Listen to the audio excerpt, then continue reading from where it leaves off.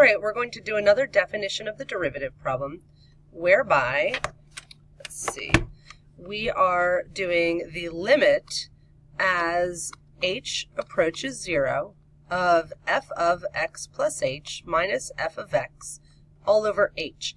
And this is the first time that you might have done this on a problem that is not a polynomial, so it's worth walking through. So you're going to have the limit as h goes to 0 of 1 over x plus h plus 1 minus the original function, which was 1 over x plus 1. Note that I put my negative sign out in front and my original function in parentheses. Then I need to divide by h. So when I go ahead and distribute, let's work on just the numerator. I'll have 1 over x plus h plus 1 minus 1 over x minus 1. And I can cross off my 1's, which cancel out. So now I need a common denominator. I'm going to multiply this fraction by x over x and this fraction by x over h over x over h. Then let's multiply out. I'll have x minus the entire expression x plus h divided by x times x plus h. Don't forget to distribute this negative sign.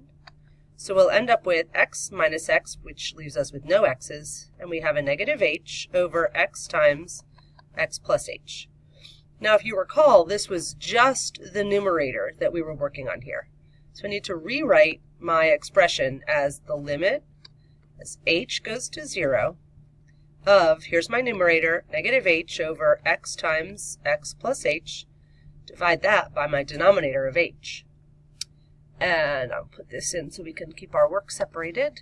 When I divide by this number h, it's the same thing as multiplying by the reciprocal of 1 over h. So instead of dividing by h, I will multiply by its reciprocal.